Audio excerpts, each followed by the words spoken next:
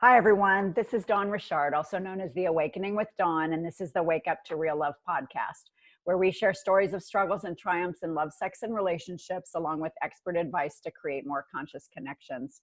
I am so excited and honored today to have my new friend and colleague, Leah Marshall, with me. She is the founder and leader of the Astaire discussion group on Facebook, a community of over 7,000 members. Can you believe that?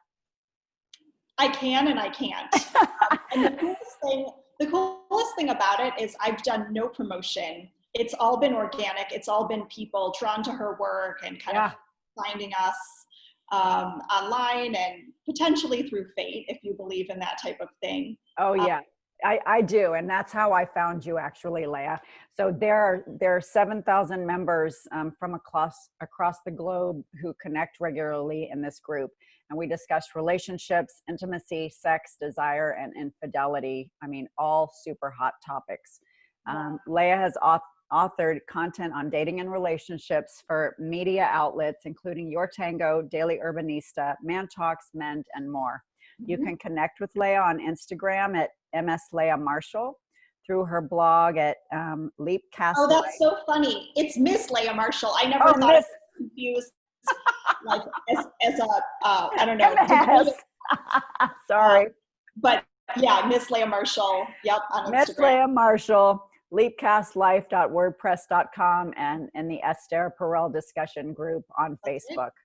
I'll include those links. And before we get into this juicy discussion about all these hot topics, I want to ask you, my first question I want to ask you is why your interest, or what are you drawn to about both dance and boxing? Oh, such a good question. So they're different and they're similar. I got into boxing because I was at a conference and they had this special guest speaker who was a boxing coach for Victoria's Secret Angels. He was like their trainer. Whoa. And he was this really like rough and tumble guy from New York City, the best accent in the world. And he was kind of like a poet. I don't know if you've ever seen the movie. I think it's called The Peaceful Warrior. It's Dan Millman.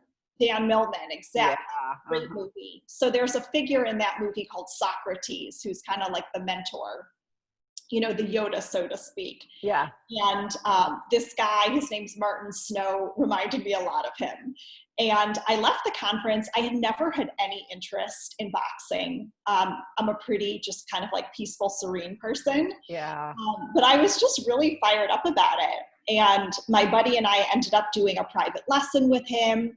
And coming back to Chicago, I'm like, I should find a gym so I can kind of keep this going. And I tried a bunch of different gyms and they were just a horrible fit. And one of them was UFC, the famous chain. And I told the manager there, I'm like, listen, I really don't think this is going to work out. And he said, come back. He's like, it's on me. He's like, try a class with Robbie Cole. And I'm like, Robbie, okay. I saw your last class, but go ahead. Yeah. So Robbie is 1 in a million. He's a former fighter from the UK. So funny, playful, also really, really expert in what he does. And Robbie's gift is finding kind of the unique motivation that each person comes to boxing with. And so for me, it was self-defense. It was training in a new format. And for me, I'm all about fun for my workouts. I never do a single workout unless I'm really enjoying it. Because for me, movement is like play. Right. And so Robbie hit all of those boxes for me. And I ended up training with him for 3 years. And then him and his now wife and beautiful Bernese Mountain Dog that I was in love with just moved to Colorado. They got a new home and he's going to try to start his own gym there.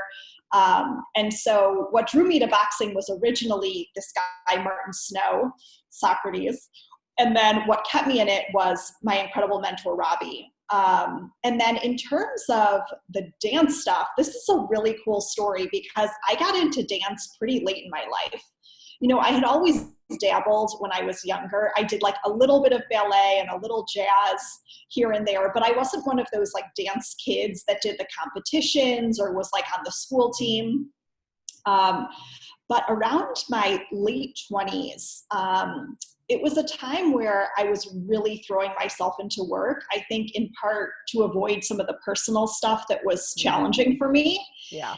And I ended up getting a career coach who really helped me a lot with work.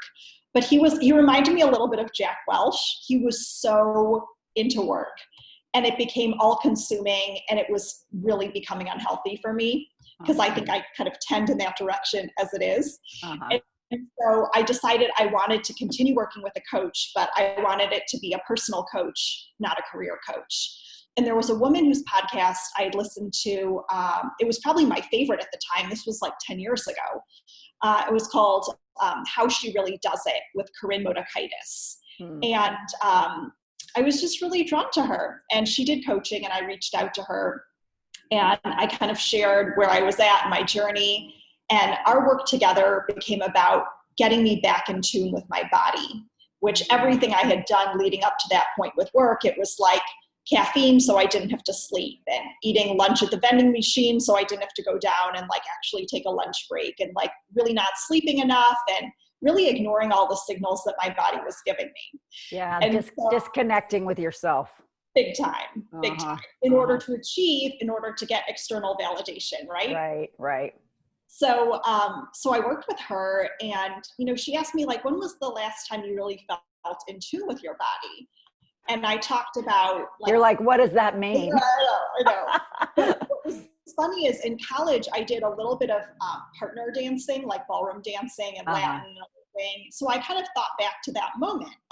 And she said, is there a dance class in your neighborhood, you know, that you could try as kind of like the homework before our next session together? So at the time I was a member at it's like the cheapest gym in Chicago. It's called Export. No offense, Export. You served me well for a while. It's 24/7, which was appealing to a workaholic, of course. Yeah. And they're not known for having really good group classes or group instructors, but I hit the jackpot. And the very first dance class I tried was with this woman, Melissa Metro, who would go on to really become a mentor and shape me in a profound way.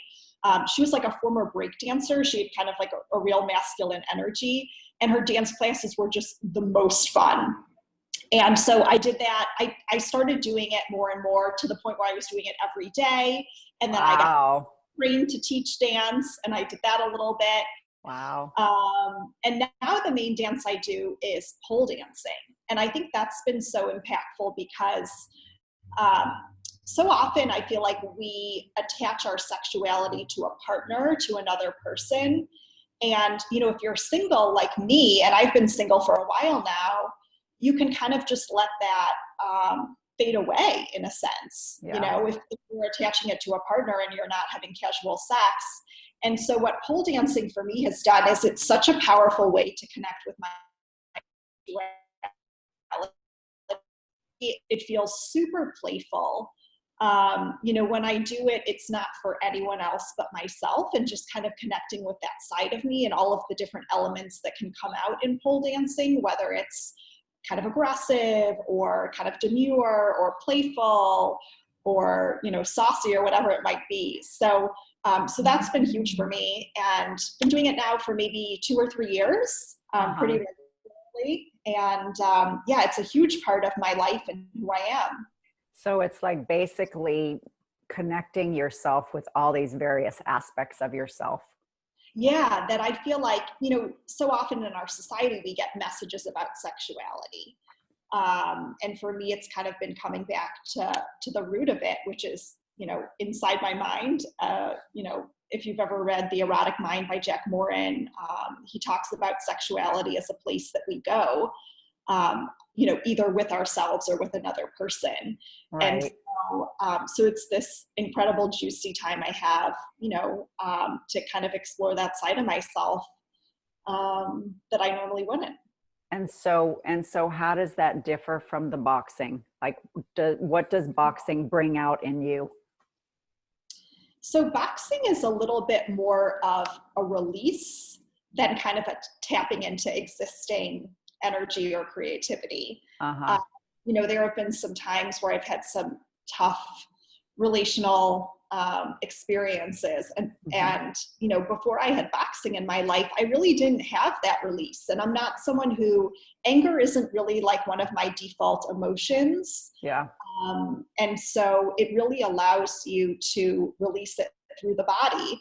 And I don't know if you dove at all into the work of Hillary Jacobs Hendel, but she talks about how emotions are energy stored in the body. Yeah. And so as great as the thought work is, if we don't release that energy, it kind of just stays there stagnant. So for me, boxing is a little bit more of a release, although it can be very like playful and dance-like at times. That's kind of more how I would use it. And kind of tapping into that, like, I guess, inner animalistic side, whereas dance is much more kind of in my feminine. It's flirtatious, it's receptive, it's responsive, it's fluid, it's kind of responding to the music, which is like in the moment. Right.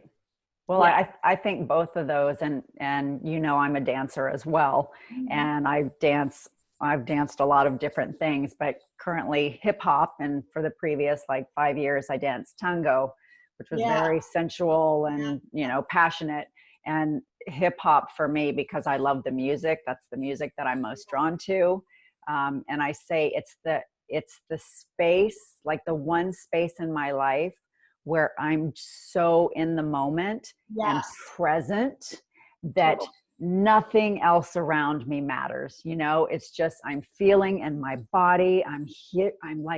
I'm feeling the music, and I'm just like, there's just this divine connection or whatever. I said, I feel like I'm the most me when I'm on the dance floor.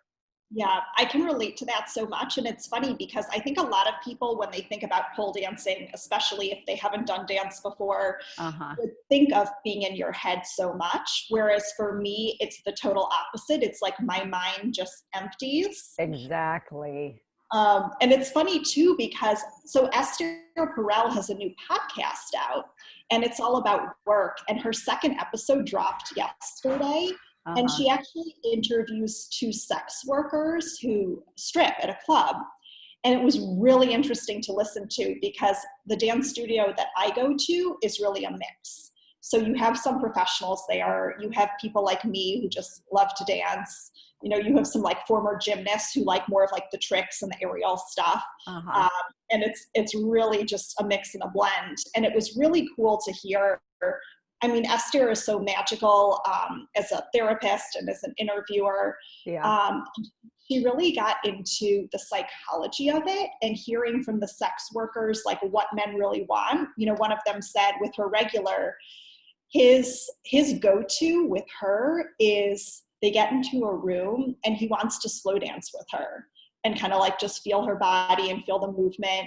And the woman who was being interviewed said it reminded her of kind of being in middle school and a middle school dance, and almost like going back to that early feeling of like the first inklings of like love and attraction. It was so cool. And, you know, they also talked about kind of the psychology of being a sex worker and like really getting into the minds of men and what they want and how important it is for them to kind of feel like you're receptive to their energy and giving them attention and validating them. It was just fascinating. I'm going to go back and listen to it again, but yeah. I did see a TED talk about a sex worker, and she said, I don't know if you posted it in the group. But it was basically like, you know, the time that I spend with my clients is 5 minutes of sex, and the other time just bearing witness to how they're showing up, because, you know, their partners either can't show up to them in that way, or they don't feel vulnerable enough to share their truth, you know, without being judged. And so that's sort of their safe place. And I thought, wow, that's really, really fascinating. And I think this is why I'm so drawn to Astaire's work. And this is the next question I want to ask you about, how you were drawn to it, because I know you're all about relationships like I am. And, but all of this stuff about showing up authentically and having these meaningful conversations about all the paradoxes within ourselves. You know, the lust versus love, the desire, the freedom versus the connection, the excitement versus the safety. So when I heard about Astaire, I mean, I just heard about her in June, and Wow. I know it's crazy, especially with my marital stuff that I was going through. It was like, wow, I wish I would have known you 10 years ago. But she just speaks my language. Yeah. And I'm so thankful that I found you and the group to have a forum to be able to talk about all of this stuff, because obviously there are thousands of people around the world that want to have these open discussions. Yes. So please share with me like how you got into Astaire and how you decided to start the group and how it's grown and all that kind of stuff. Yeah, definitely. So before I dive into that, you had said something really interesting about the TED Talk from the sex worker. And one of the things, so Astaire has an amazing course. It's actually designed for therapists, but it's all about couples work. And I remember listening to it about 6 months ago, and she had this line that sex is the sanctioned language for men to access feelings. Yep. And feelings are the socially sanctioned way for women to access their sexuality. And I think that's true. Right. And, you know, when I think about my next relationship, I always believe in leading with vulnerability. And like, just really want to give permission, you know, just kind of to proactively address, like, I see that, you know, society has kind of this paradigm of masculinity and just giving the guy permission to share and to feel and to not have it necessarily attached to a sexual act. It's interesting because one of the guys in the group is his wife had an affair, and he's kind of trying to figure out if he should stay in this marriage, because his wife has kind of put him in a specific box. Like, I don't do this type of sex with him. Right. I only do that with my affair partner. It's called the love-lust split, or it's also called the whore complex. Right. And so he's kind of he's so really like dedicated in doing the work. And someone had posted this concept called Karitsa, which was kind of coined by a woman, Marnia Robinson.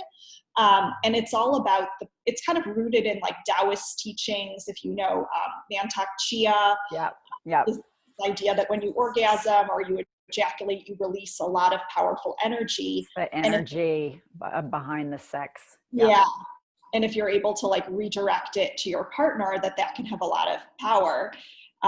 So yeah, just kind of like exploring a lot of really interesting concepts. It's one of my favorite things about the group is it kind of keeps your finger on the pulse, or like on the cutting edge of really provocative, profound concepts and tips and tools. So profound, because I think we all do tend to like have these sort of roles and expectations that we play, as opposed to really exploring who, you know, all the aspects of ourselves.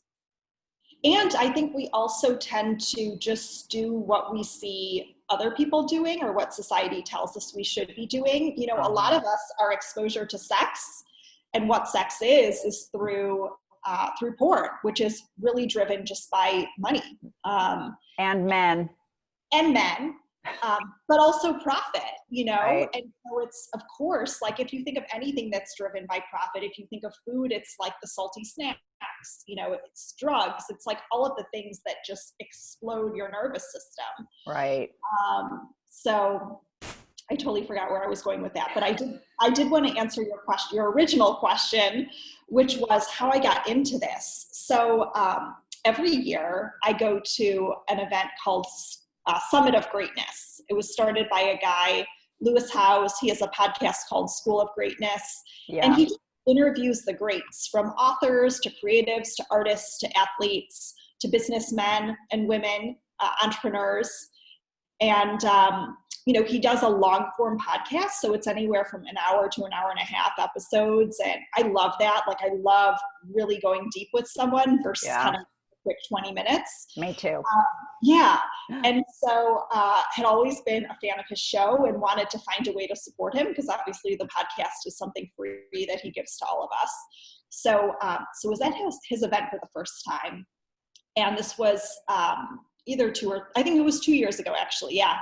And one of the speakers he had was Astaire. Oh, wow. And I was completely transfixed and blown away, as we all are. Yeah. And she had this line that I'll never forget. She said, in dating and relationships, we're often picked for a role that we didn't audition for.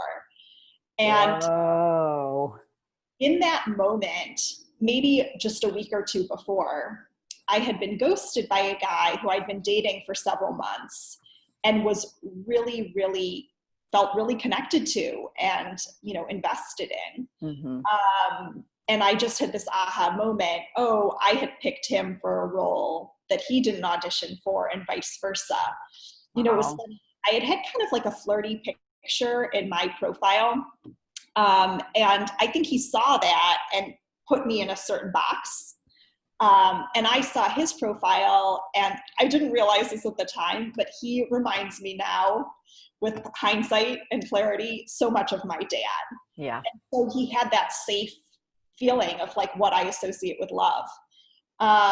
And so we totally both auditioned each other for roles that we were not interested in.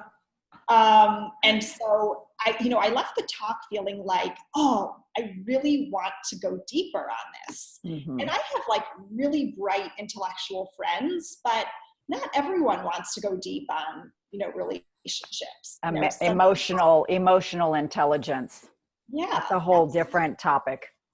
Yeah. A lot of people see relationships as about comfort and security, or about like pleasure and fun. And for me, they're just like a vehicle for growth and evolution and kind of peeling back the layers of the self. I completely agree with that. Yeah. So wanted to go deeper, didn't really know who to go to for that. And so on a whim, I started the group. And, 2 years later, it's incredible. I mean, the people that are drawn to it, there's a lot of courage, because it's really, I was looking at it today because we had a post recently from someone who had an affair and was recently reached out to by her affair partner. And it's hard to share when a lot of the people responding have been in the other seat. They've been quote unquote betrayed. And I think that there's just kind of like a receptivity to hearing many perspectives, to sharing your story, to being vulnerable and kind of stepping outside of a lot of like gender norms. Men talking about sexless marriages they're in, being betrayed. People talking about the challenges of modern dating. There are a lot of singles in the group who are kind of navigating this desire to have this type of relationship that we just described, which is about like being invested, growing together, sharing your stuff in a world where it's all about kind of like aesthetics and instant gratification and like a lack of desire to be really seen, I think, in some ways. I don't even know if it's a lack of desire to be seen. I think my opinion is that people are afraid to show their truth, to show their authenticity. And I think that's why affairs happen. I think that's why there's so much, why there is so much infidelity and betrayal. Because if I came to you and I said, you know what, this really isn't working for me, and I found somebody else that I feel connected to, and I'd rather go pursue that. Yeah. How would that change the face of relationships? And, this is one thing that Astaire talks about so much, about non-monogamous relationships have always been accepted for the men, right?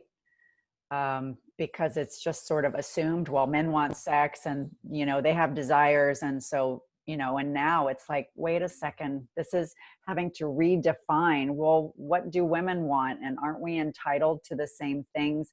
And don't both men and women want all of those paradoxes? Yeah. Don't they navigate all of them sort of equally? Yeah, it is funny how we tend to put people in specific boxes in our mind. Like, I could never do that with that person because they're the type of person that I do X with, Right. And therefore I need to go outside of my marriage or outside of the relationship. Without even giving your partner the opportunity to say yes or no. Yeah. It's not just like, will you or won't you? It's, hey, I'm thinking about this. Can we explore it? Can we talk about it? Can we, can we investigate it? Yeah. Together. I totally agree. I see that infidelity is really a co-creation, and that I don't like the word blame, but responsibility always lies with both people. Yeah. I just know that I'm someone who values communication so much that I just would never get to that point, because I would have the conversation, hey, I'm feeling like the initial spark that I felt isn't there for me. Would you be open to trying X? I think that could reignite it for me. Or would you be open to us opening up the relationship? Like, I actually really value and look forward to those types of conversations, because there's just so much authenticity there, and that's what I'm drawn to. Mm-hmm. But I think I was having a conversation with a guy in the group earlier this month, and he had such insight. He was saying, I think I really picked my partner from a place of wanting validation. And I think she picked me from a place of like fear and wanting comfort and security. Uh-huh. And now they're in a place where they're really trying to, I think he's really ready to start exerting some boundaries, which he's never done. Mm-hmm. And she's feeling like he's kind of changing the rules of the game mid-game with these boundaries, and they're navigating that. And just kind of like sending so much love and compassion to him for having the courage to do that work, because it's not easy. No, and I think I have always felt, when you were talking about when you're in relationship, it's really an opportunity for growth. And I have always sort of had this perspective that we're drawn to people who have the capability of helping us heal whatever wounds we're still carrying around with us. And so, for instance, I'll just talk about myself and my marriage, that my dad, I have a really good relationship with my parents. Like, it seems like you do as well. Yeah, really good. But my dad traveled a lot for work, and so he was gone a lot. And so I feel like I carry this sense of abandonment by a male, even though he always came back. There was always this like longing for this father figure. And so I've tended to be with these men, and my husband, who would basically turn away from me. And it was like, I have to, try to figure out what I can do to get their attention and to get their acknowledgement. And, like, don't abandon me, come back, come be with me. Yeah. And so I feel like a lot of times we are in these relationships where we change the rules of the game as we become more aware of our own triggers. And so I think this is a big part of why this group is so valuable. Yeah, I agree. And I've noticed there's been kind of like a noticeable shift this month, where a couple people who've really been a little bit in the background and kind of knowing that things need to happen, but kind of sitting back on the action piece. There have been some really bold action steps in the group, everything from having some tough conversations to even ending marriages that have run their course. Yeah. And it's so powerful for me to see. I'm single right now, so I'm a little bit more in like receiving mode than like doing the hard work mode, although there's always stuff that comes up. But it's just so, inspiring isn't really the right word, moving maybe. It's so moving to see people take powerful action steps in their lives that are about being true and authentic to yourself, and no longer sacrificing your life in order to keep things comfortable for the marriage or for the other person. Yeah, I think that's the hard part. And I wanted to ask you about this, because when you show up in a relationship, I think that there are always sort of sacrifices for time and energy based on, what each person needs in the partnership. And those are the things that you continuously have to navigate. But I don't feel that anybody should sacrifice the truth of who they are. Yeah. And just want to add too that it takes like time and work to know what that truth is. A whole lifetime, I think, Leah. I think you're right. And that's one of the things, obviously, they're goal and having kind of that time and that space to do that work. The majority of my life, I've really been single.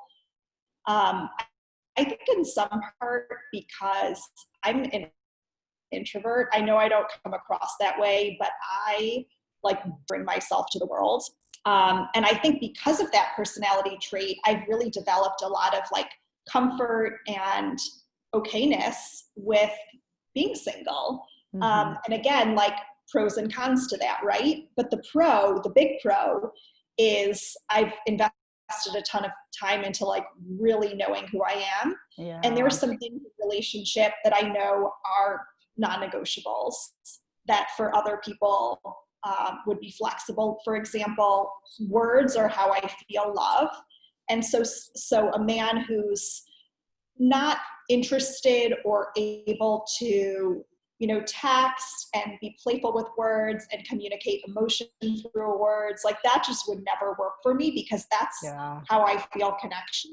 Whereas quality time, like I've built a life that I absolutely love. And so I'm actually pretty protective of my interested in giving up. And so for other people, it's that quality time piece that's so important for them in a relationship. Whereas for me, it's something really different. So I think that it's really invaluable to be able to have the time and space to get to know who you are, to get that self-awareness so that when the right person comes along, you're able to communicate your needs. Not from a place of dependence, but more just from a place of awareness. Yeah. And I think that we're constantly evolving anyways. And so, one of the things that I struggled with in my marriage was, I love to dance too, right? That's my big passion, and trying to manage my children. I was the primary caregiver, even though I was still working part-time, and I used to be a therapist, and trying to, balance all of those things. And when I would say, hey, I want to go take a dance class tonight, it was like, well, you're taking time away from the family. It's like, well, when do I have time for me? Like everybody needs to nurture themselves and care for themselves so that they can care for the other people that they need to care for. 100%. And so it's how do you negotiate that? I don't want to sacrifice who I am just to make you happy, right? So how, and I think that we all, it's that constant conversation, a continuous conversation. Yeah, 100%. And I mean, I'm someone who's very consciously chosen not to have kids because of that. Right. I have a certain lifestyle that I've become accustomed to that makes me really truly feel alive and like myself. And I know that if I did have kids, a lot of that would die. And, I have a lot of close friends who are parents who very consciously chosen that and get like a ton of gratitude from it. So I think, again, it just goes back to knowing who you are and not just kind of going along with the choices based on what society says you should be doing at a specific your life, but really taking the time to get to know yourself. Yeah, no, and I really honor that. Actually, my closest girlfriends, none of them have kids.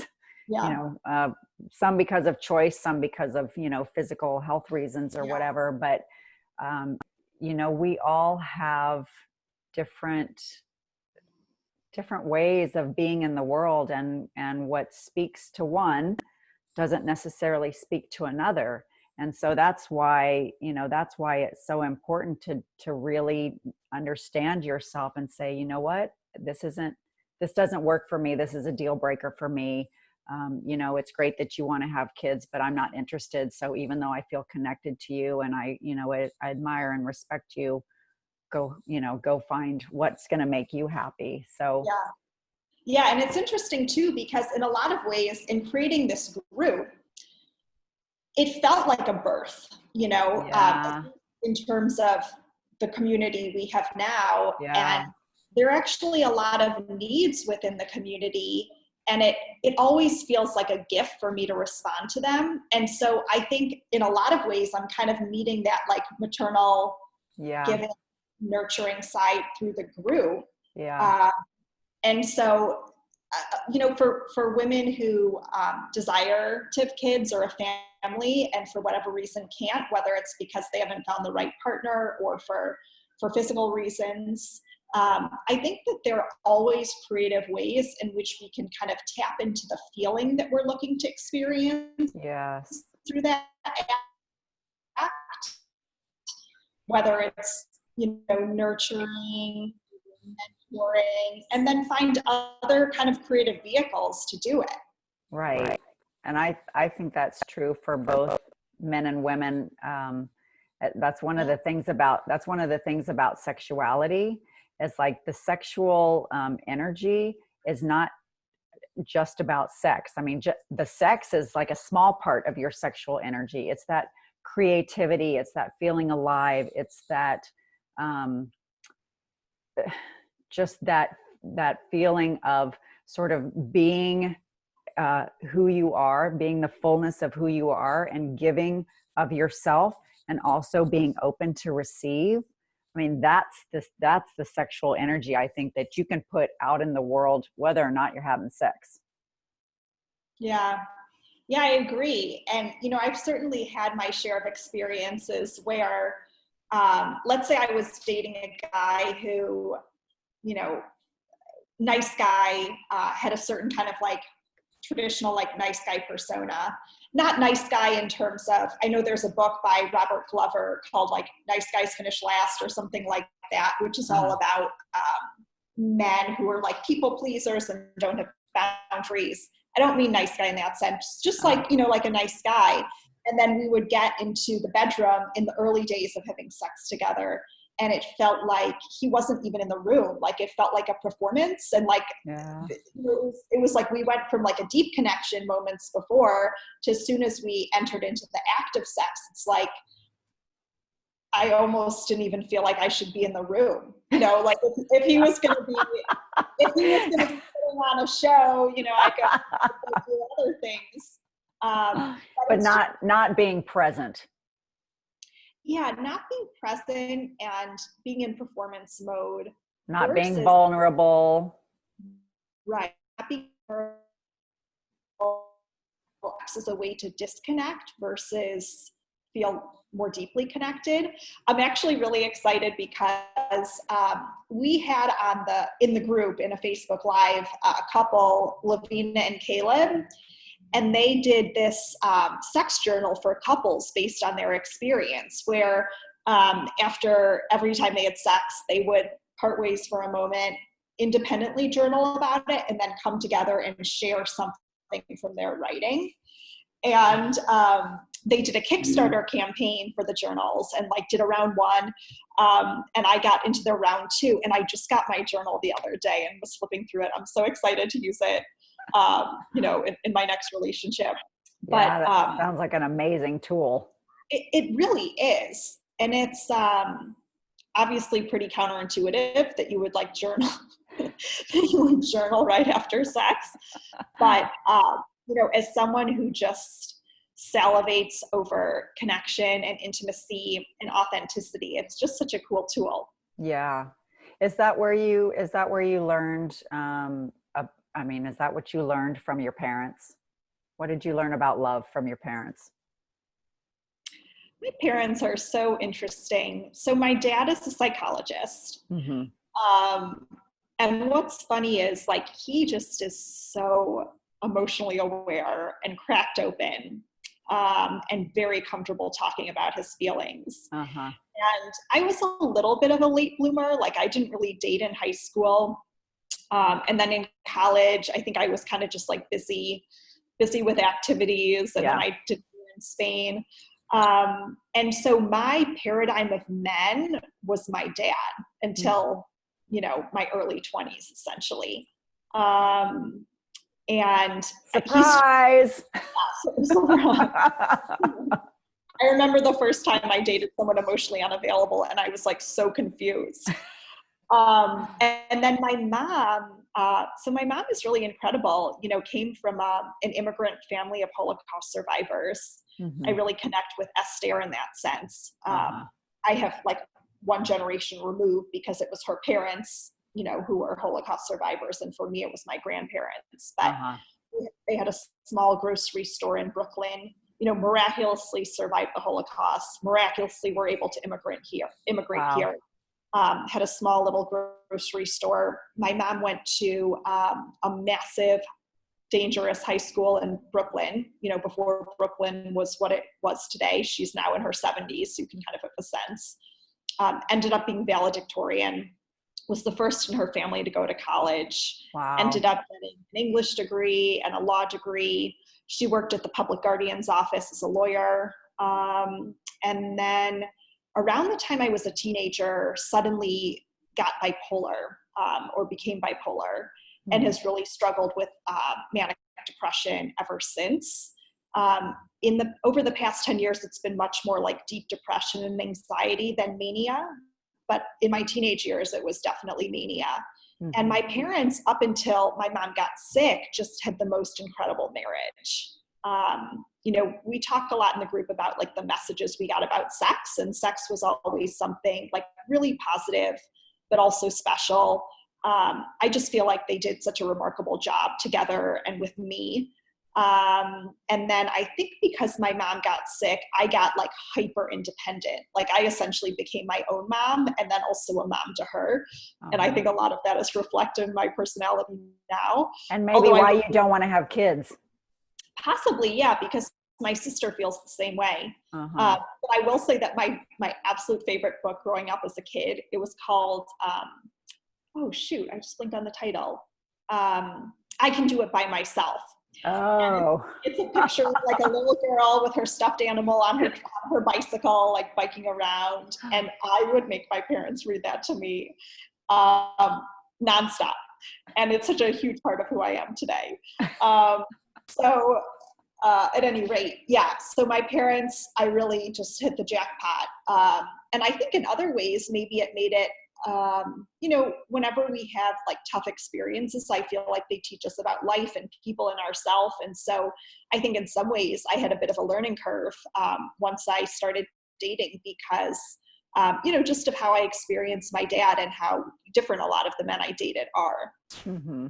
So do you think that when you're looking for a partner, you want somebody more like your dad?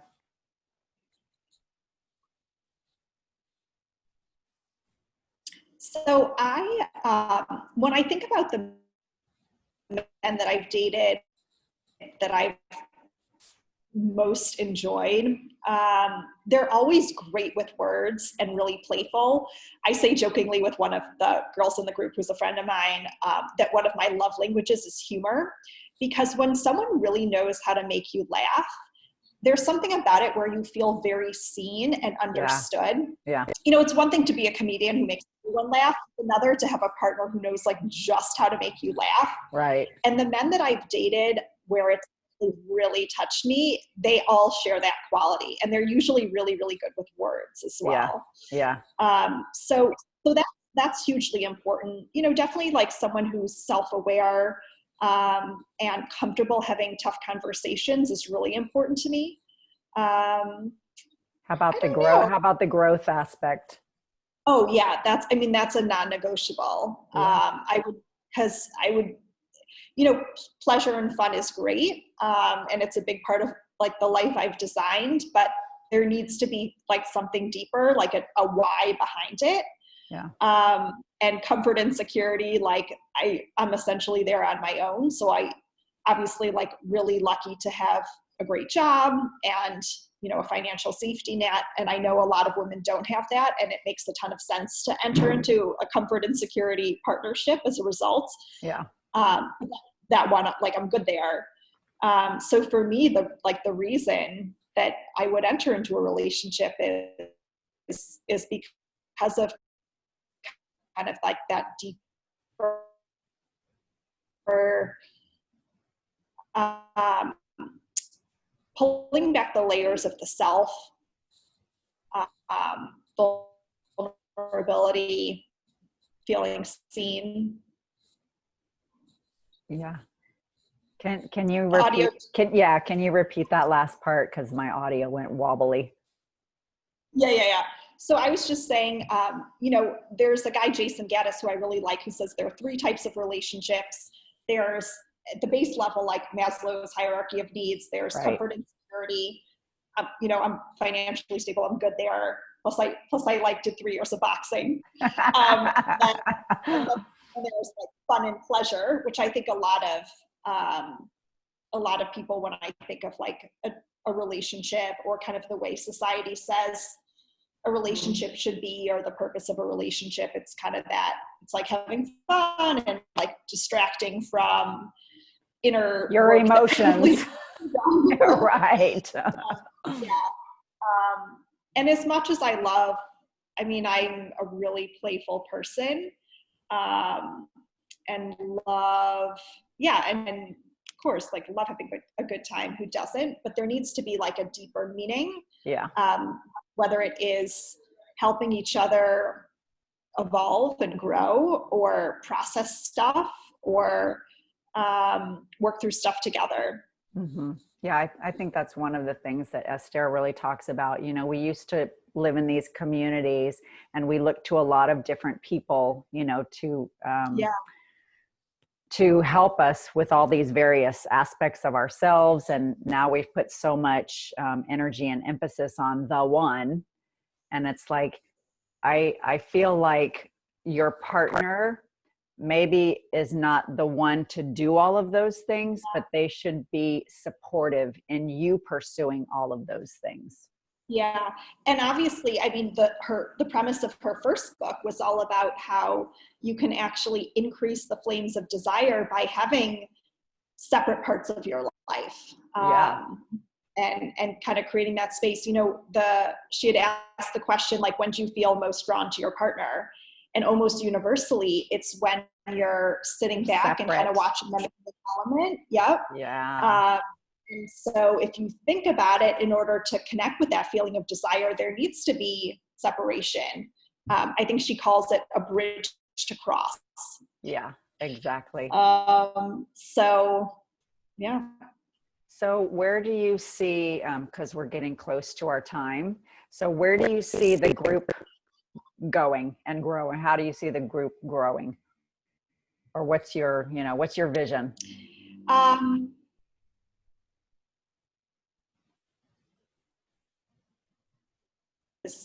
Like my side passion is I don't feel compelled to have like a 5-year plan for it. I love being responsive to the direction it's going. I've noticed lately men are doing some tremendous work, and I almost thought of like creating a men's group, because there are a lot of folks who are interested in joining men's groups, but they don't exist where they are geographically.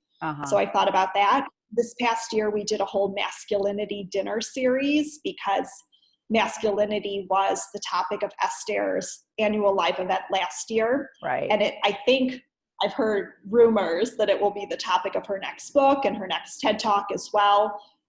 So we did 4 dinners across the country in major cities where we brought together some of the big thought leaders, whether it was men's group leaders or authors or people who've done some video content and had conversations around that.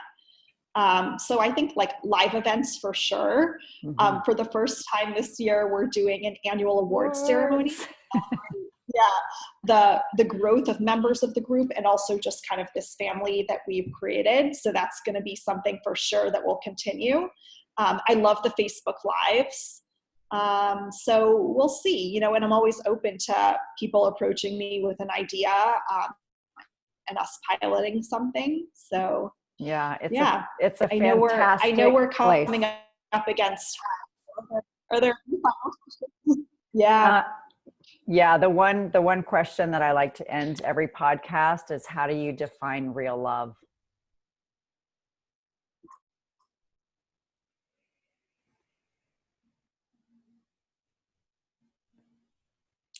Oh, it's so funny because there's so many different philosophies. I know like Pema Chodron has one about, you know, attachment versus love, and Dr. Shefali has a quote, something like, real love is loving someone in that moment without any attachment to what they're doing for you. How do I define real love? I think it definitely has strong boundaries on both sides. It definitely has respect and appreciation. It definitely has not a sense of attachment, not needing someone to be what they're not. Trueness to the self. I feel like these are more characteristics than a definition. But I do like Dr. Shefali is a big mentor of mine, and I do like her definition, where it's loving the person in the moment exactly how they are without any need for them to be different or to meet your needs. Right. No expectation. No expectations and no judgment. Yeah.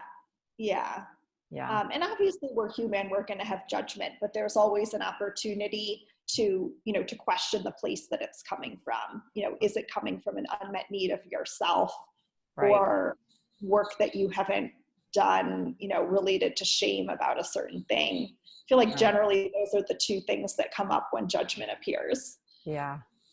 This, I want to talk to you for another couple hours, Leah. I think we might need to.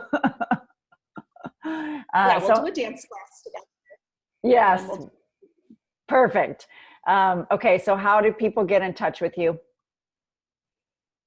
So let's see. I have a blog that's pretty, you know, new content, say every other month. The best way to access the blog is through my Facebook page, which has a link to it, or my Twitter. So my Twitter is at Leapcast, Leapcast. That was the name of a podcast that I used to do. And then on Instagram, I actually have linked up an interview on conscious relationships that I did with Dr. Shefali Sabari. I saw that. Great conversation. Yeah, thank you. And that's at Ms. Leah Marshall, LeahMarshall. You can find the group, Esther Perel Discussion Group, on Facebook. And you can access my blog at any of those places. Yeah, you're a powerhouse woman. I mean, I watched a lot of your videos, and, you know, trying to find out more about you and all your political stuff that you're doing and all your relational stuff that you're doing and your work. And you're like this beautiful, multifaceted woman. So it's been such an honor to get to know you. And I hope to continue more. We'll continue the conversation soon. Great. So I know that everyone is going to love this conversation and they're going to want more too. So please subscribe to the Wake Up to Real Love podcast, and share with all of your friends. Give us feedback on things that you would like to hear more about. And also, if you would like more support in your own relationships, trying to create more authenticity, overcome heartbreak and betrayal, all of these things that we, are trying to navigate the paradoxes of, you can find me on Facebook and Instagram at The Awakening with Dawn. And remember, and I know that this is important to you too, that the most important relationship you will ever have is the one you have with yourself. And as Leah is a testimony to create the life that you want, so that you show up as a whole and complete person, so that you can be an amazing partner to whomever you draw in. It's true.